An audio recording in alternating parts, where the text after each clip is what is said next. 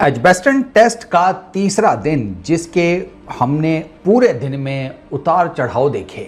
Indian cricket fans भी सोच रहे होंगे कि यार अजीब समुद्री लहरों के ऊपर बैठे हुए हैं, हम टेस्ट क्रिकेट नहीं देख रहे। एक लहर आती है तो ऊपर ले जाती है, दूसरी लहर आती है तो नीचे ले जाती है। एक बार फिर वो कुछ गलतियां हो गई टीम इंडिया से, अब क्या करें यार। आज के दिन भी टीम इंडिया, आपको पता है सिर्फ एक पार्टनरशिप ने टीम इंडिया को इस टाइम, जब मैं आपसे बात कर रहा हूँ तो मैं ना जब गेम ख़त्म हो रहा था यानी कि डे एंड के ऊपर, तो वो आया था वो विन जिन जो भी इनका वो परसेंटेज का आता है स्काई स्पोर्ट्स पे, तो वहाँ पर लिखा रहा था कि इंग्लैंड की परसेंटेज सबसे कम थी। इंग्लैंड की मेरा ख्याल है कोई 5% भी टेस्ट मैच जीतने की मेरा ख्याल है उसमें नहीं थी। इंडिया की कोई 20-30-40% है समथिंग, और बाकी सारी ड्रॉ परसेंटेज है। अभी अगर इंडिया ने वो जो डिफेंसिव फील्डिंग मुझे शुभमन गिल की नहीं समझ में आ रही कि यार तुम 600 रन्स बोर्ड पर लगा कर बैठे हुए हो, तुम्हारी तो सारी की सारी इधर ऑफ साइड जो है वो कवर होनी चाहिए, लगा दो स्लिप पे, गलीज लटरम पटरम, दो खाली जगह इनको इंग्लैंड के बैटर्स को कहो मारो मारो भाई, खुला मैदान दिया भाई, तुम्हें ड्राइव मारनी है ड्राइव मारो, पुल मारना है पुल मार लो, जो मर्जी करना है करो, फ्रंट फुट पे जाना है बैक फुट पे जाना है जाओ, तुम्हें ओपन स्पेस दी है। शुभमन गिल के डिफेंसिव माइंडसेट की ना मुझे नहीं समझ में आ रही क्यों। जेमी स्मिथ और ब्रुक बचा गए हैं, वरना आज एक टाइम पर तो ऐसे लग रहा था there is every possible chance कि इंग्लैंड शायद फॉलो ऑन हो जाए यार। आधी टीम अंडर 100 इंडिया ने उधेड़ दी थी। 3 कल आउट हुए थे इंग्लैंड के, जो रूट आते भी लेग साइड पे। भाई साहब आज हैदराबादी बिरयानी बनी है एजबेस्टन में, और हैदराबाद के मियाँ जी ने फिर दबा कर खाई भी है। 6 विकेटें ली हैं सिराज ने, आकाशदीप 4 विकेटें, बाकी किसी को विकेट ही नहीं मिली, यही दोनों खा गए। सिराज ने बहुत ज़बरदस्त बॉलिंग किया, ये दोनों बहुत ज़बरदस्त आज इन्होंने बॉलिंग किया, दोनों ने, आकाशदीप ने भी और सिराज ने भी। आप इन दोनों की बॉलिंग का अंदाज़ा इस बात से लगाएं कि जेमी स्मिथ जिसने हर किसी को अटैक किया वो इन दोनों को भी रिस्पेक्ट के साथ खेल रहा था। उसने इन दोनों के अगेंस्ट ऐसा नहीं है शॉट्स नहीं मारी, शॉट्स मारी हैं, लेकिन ऐसा नहीं है कि जिस तरह बाकियों को उसने पेला है उसने इनको भी पेला हो। यार जडेजा को 18 से उसने बिस्मिल्लाह किया, 18 रंग का फट्टा लगाकर उसने बिस्मिल्लाह किया स्मिथ ने। आप सोचें 300+ रन्स की उसकी और ब्रुक की पार्टनरशिप हुई है।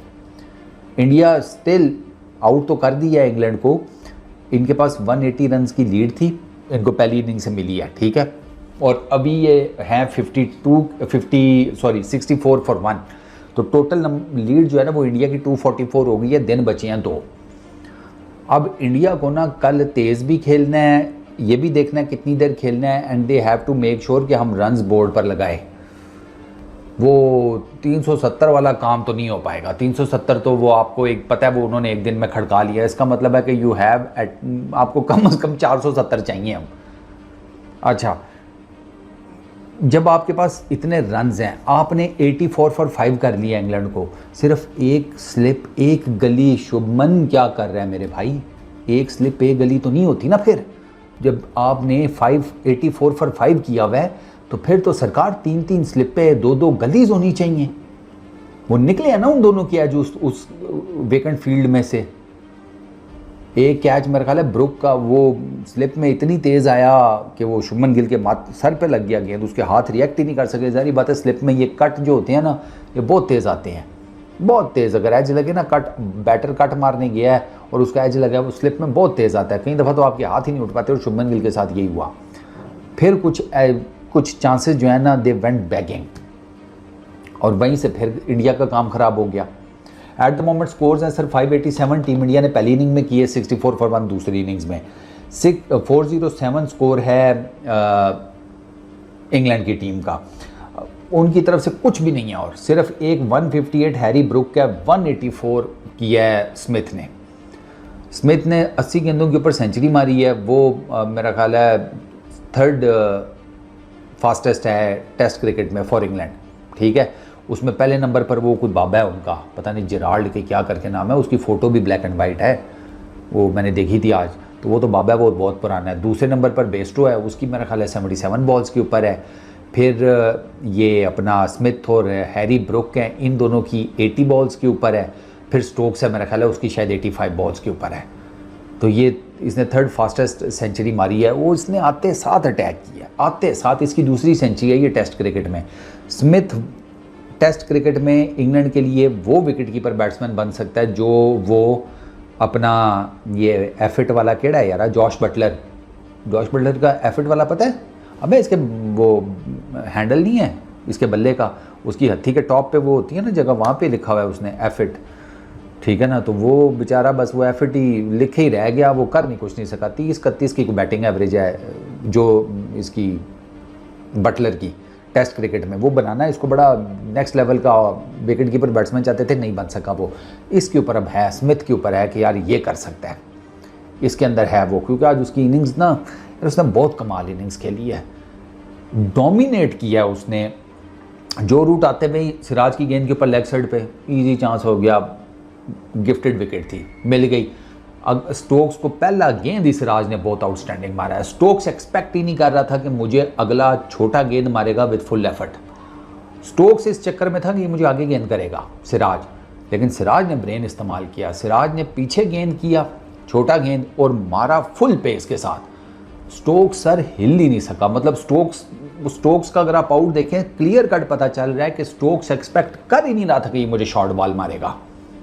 वो अपनी तरफ से था कि मुझे आगे गेंद करेगा या लेंथ बॉल करेगा कहीं, लेकिन उसने सिराज ने बहुत आउटस्टैंडिंग गेंद मारा। अब यहाँ पर ना 84 फॉर 5 हो गई थी इंग्लैंड आते साथ ही। दिन के स्टार्ट की मैं आपको बात बता रहा हूँ, ये 2 विकेटें आते साथ ये गिरी हैं, और यहाँ पर लग रहा था कि भाई साहब गेम ऑन हो गई है।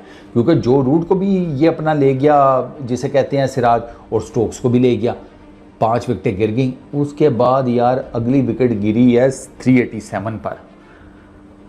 303 रन की पार्टनरशिप लगा के गए हैं वो ब्रुक और स्मिथ। ब्रुक तो अपने लगा हुआ था, टिका टिक। ये स्मिथ आया, उसने अटैक शुरू किया तो ये भी खुल गया, हैरी ब्रुक भी खुल गया, फिर उसने भी फिर मारे। 184 स्मिथ ने किया है 207 गेंदों के ऊपर, 21 चौके मारे हैं, 7 छक्के, 88 के स्ट्राइक रेट से। 50 इसकी मेरा ख्याल है कुछ 40-45 गेंदों पर हुई है।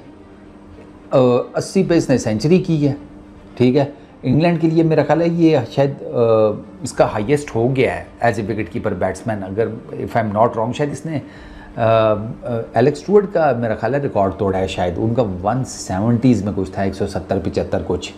अच्छा, तो वो ब्रुक 158 किया, 234 गेंदों के ऊपर, 17 चौके, 1 छक्का। हालांकि ब्रुक ज़्यादा फैंटी लगाता है, लेकिन वो जेमी स्मिथ भाई उसने आज आकर वो हाल किया कि आपकी सोच है। कट, ड्राइव्स, छक्के, चौके, इतना एंटाइज किया उसको ल्योर करने की कोशिश की। भाई साहब उसका हर शॉट परफेक्ट लगा है, और जो उसके एज निकले हैं वो गली शली एंड ऑल दैट, वहाँ बंदे कोई नहीं था। ये शुभमन गिल जो है ना ये चीज़ मिस कर रहा है। बैटिंग बहुत तगड़ी कर रहा है, इसमें कोई शक नहीं, कप्तानी में उसके ब्लंडर्स हो रहे हैं। ये डिफेंसिव फील्ड सेट खड़ी करने की तुक नहीं समझ में आती ना, जब आपने 600 रन बनाए हुए हैं यार पहली इनिंग में।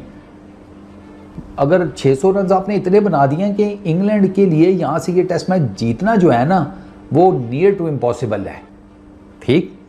तो आप एक्स्ट्रा प्रेशर ऐड करो, स्लिप्स खड़ी करो, गलीज खड़ी करो, आप थोड़ा विकेट एरिया दो ऑफ साइड के ऊपर, इसको बैटर को लेग साइड पे एक पीछे कहीं खड़ा कर लो कि ठीक है बॉडी के ऊपर या मुंह के ऊपर शॉर्ट बॉल आई तो अगर वो पुल करने जाता है तो आपके पास लेग साइड के ऊपर कैच निकलता है तो वो कैच लेने वाला कोई हो, इस तरह की कोई फील्ड सेट करो, कोई एंटाइज करो कि मारो ड्राइव यार, कट खेलो, कोई दिक्कत नहीं है, तुम्हें खुला मैदान दिया हुआ है। वो कुछ किया ही नहीं शुभमन गिल ने यार। वो फिर वो भी अपने सर पकड़ के बैठे हुए थे, रवि शास्त्री और बाकी सारे कमेंटेटर्स कि यार ये एक स्लिप एक गली की क्या तुक बनती है जब तुम लोगों ने 600 रन बोर्ड पे लगाए हुए हैं।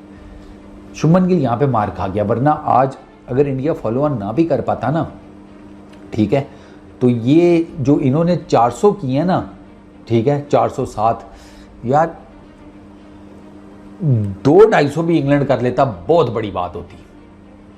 मैं आपको सीरियसली कह रहा हूँ, 200-250 भी कर लेता बहुत बड़ी बात होती। वो फॉलो ऑन हो सकते थे, मैं कहता हूँ फॉलो ऑन से बच भी जाते ना तो भी देख लो, अगर वो 300 प्लस करके भी आउट हो जाते फिर भी कितनी होती। 407 इज़ वे टू मच, लेकिन अब वो क्या करें, वो अब हो गया। सिराज की ये मेरा ख्याल है चौथी के 5वीं 5 विकेट हॉल है। एक सिंगल इनिंग में ये 6 for 70 उसने लिया है। इसका बेस्ट मेरा ख्याल है best bowling figure single inning में 6 for 15 है सिराज का, और 8 विकेट मेरा ख्याल है शायद इसका बेस्ट है। सिराज का 10 विकेट नहीं है। तो ओवरऑल अगर मैं देखूँ ना तो इंडिया डिड वेल, लेकिन वो फिर वही ना कुछ ये ब्लंडर्स ऐसे मार जाते हैं जो ना इनको भारी पड़ जाते हैं। वो आज भी इन्होंने किया। इन्होंने पहले टेस्ट मैच में भी शुभमन गिल की जो डिफेंसिव माइंडसेट था ना उसका खमियाजा भुगतना पड़ा था इनको। खैर उसमें तो वो कैचेस भी इन्होंने ड्रॉप कर दिए थे ना। तो अभी सेकंड इनिंग्स में टीम इंडिया का 64 for 1 है 13 ओवर्स में। आके उन्होंने मारी है शॉट्स। वैसे केएल राहुल ने बड़ी प्यारी ड्राइव मारी है, स्ट्रेट बड़ा ज़बरदस्त खेला है। इसने पुल शुल बड़े ज़बरदस्त मारे हैं, लेग साइड पे बड़ा अच्छे शॉट्स मारे हैं जसवाल ने। वो टंग आया वो ले गया जसवाल को। वो टंग का मैंने आपको बताया ना उसका बॉलिंग एक्शन ऐसा है ना, उसको भी ना वो करता है, उसका बॉल आगे पीछे करता है वो सीम से। तो वो फिर उसने LBW कर दिया, इसके पैड पे गेंद लगी, आउट था वो। हालांकि इसके कंट्रोवर्सी बनते बनते रह गई क्योंकि जैसे ही वो टाइमर 0 हुआ ना तो जसवाल का कहीं हाथ खड़ा हो गया था रिव्यू के लिए। तो वो स्टोक्स ने तो रोला डाल दिया था कि भाई 0 हो गया टाइम, अब कोई रिव्यू शिव्यू नहीं। तो वो अंपायर ने कहा ठंडा हो जा, देखने दे, क्या पता तेरी घड़ी हो सकता है ज़्यादा तेज़ चल रही हो, 1-2 सेकंड आगे हो ले वो। तो अंपायर दोनों मिले, उन्होंने आपस में खुसर पुसर की। उन्होंने स्टोक्स को बताया नहीं यार, जब इसका हाथ उठा ना, तू टाइमर की तरफ देख रहा था लेकिन बाय द टाइम इसका हाथ उठ गया था तो ठीक है रिव्यू बनता है इसका, इसने विद इन टाइम ही लिया है। लेकिन वो रिव्यू ज़ाया हो गया, वो फ़ायदा कोई नहीं हुआ। जसवाल प्लम आउट था यार, तीनों रेड हो गए। ठीक है, वो जसवाल का सही जा रहा है, पहली इनिंग अच्छी खेलता है, दूसरी इनिंग में पता नहीं इसको क्या हो जाता है। तो अभी भी दूसरी इनिंग में जनाब जसवाल 28 किए हैं, 22 गेंदों के ऊपर 6 चौके मारे हैं, आउट हो गया। केएल राहुल 28 किए हैं, 38 बॉल्स के ऊपर 6 चौके उसने भी मारे हैं। करुण नायर आया हुआ है बैटिंग करने, स्ट्रेट बड़ी प्यारी एक उसने ड्राइव मारी है। तो 64 for 1 अभी सूरत हाल है। तो टोटल जो लीड हो गई है टीम इंडिया की वो है 244, 250 ही कर लो। तो भैया 250 में अब आपको कम से कम 2-250 और आप ऐड करें कल। अगर तो पहले 2 सेशंस में कर लें तो क्या ही बात है। अगर तीसरे सेशन में भी आप जाते हैं तो कम से कम कोई 1 घंटा डेढ़ आपको अपना रखना है कि जिसमें आप इंग्लैंड को बॉलिंग करें शाम के टाइम। थके टूटे होंगे पूरा दिन फील्डिंग करके, तो यू हैव दैट चांस कि आप इनकी विकेटें गिरा लें बिल्कुल उस तरीके से जिस तरीके से आपने दूसरे दिन इनकी गिराई थी। ये चांस है इंडिया के पास। दो कि यहाँ पर अभी मैं आपको फिर बता दूँ कि यहाँ पर सबसे ज़्यादा परसेंटेज ड्रॉ की निकल रही है कि ड्रॉ हो सकता है ये मैच। लेकिन मुझे ये लगता है कि इंडिया अगर प्रॉपर कल बैटिंग प्लान करके आए ना, सुस्त ना खेले, क्योंकि अब उनको सुस्त खेलने अफोर्ड नहीं कर सकते ना, इनको रन्स भी करनी है। तो अगर ये कोई लगा जाते हैं ना फट्टे पे 450-500 का टारगेट, और उसके बाद फिर उनको बैटिंग कराते हैं, और अगर उनको शाम में बैटिंग कराते हैं 1 आधा घंटा 1.5 घंटा, तो वहाँ पर विकेट्स निकालने के चांस हैं टीम इंडिया के। थके टूटे होंगे ना, तो फिर आप नहीं आते उतनी तेज़ी के साथ। तो ये सारी चीज़ें टीम इंडिया को कैलकुलेट करनी पड़ेंगी। टीम इंडिया का एजबेस्टन में चांस है, ये मैं बता दूँ। एजबेस्टन में अगर ये जीतते हैं ना तो ये मेरा ख्याल है for the very first time होगा ये एजबेस्टन में जीतेंगे टेस्ट मैच कोई टीम इंडिया वाले, जितना मुझे याद पड़ रहा है। तो आई रियली होप कि ये कल जो है ना एक प्रॉपर, जिसे कहते हैं ना, माइंडसेट के साथ आएँ कि भाई हमने क्या क्या करना है, उसको एग्जीक्यूट करें, अपना एक बड़ा टारगेट सेट करें, उनको कराएं आखिरी घंटे डेढ़ में बॉलिंग, और फिर उसमें निकल सकता है इनका चांस। कैचेस ना छोड़ें, कैचेस पक्के पकड़ने हैं। और ये जो नेगेटिव कह रहा हूँ डिफेंसिव शुभमन गिल का फील्डिंग को लेकर माइंडसेट है ना, उससे बाहर निकले। अगर आपने चौथी इनिंग में उनको टारगेट दिया हुआ है ना 450-500 का, खड़ी करो स्लिप पे गलीज, निकलेंगे चांसेस। नए बॉल से तो निकलते हैं, क्योंकि अभी आपका वो फर्स्ट ये जेमी स्मिथ और ब्रुक जब आया उस टाइम आपका गेंद भी तो पुराना हो गया था, तो वो ज़रा थोड़ा सा उनके साथ गेम डल गई। बाय दैट टाइम जब आपने दूसरा नया गेंद लिया तो आपने देखा फिर आकाशदीप और उसने आ गया ना, दो कि जेमी स्मिथ तो नॉट आउट गया लेकिन ब्रुक तो बोल्ड हुआ था, इनसाइड एज हुआ था आकाशदीप की गेंद के ऊपर। उसके बाद नीचे की जो लाइन है उसको भी तो आपने रगड़ा लगाया है, किसी को कुछ नहीं करने दिया। क्या वोक्स, क्या कार्स, क्या टंग और क्या शुएब बशीर, सारे गए हैं। और ये वोक्स को तो स्लिप में आउट किया, ड्राइव मारने गया था आकाशदीप को। ये अपना कार्स LBW सिराज, टंग LBW सिराज, शुएब बशीर बोल्ड सिराज, इतना अंदर लेकर आया सिराज, मैंने कहा क्या बात है। वो वोक्स ने गेंद मारी थी ना इसको पहली इनिंग में नितेश को, सेम वही गेंद फेंका है इसको शुएब बशीर को सिराज ने। तो कल का दिन बहुत मज़ेदार होने वाला है।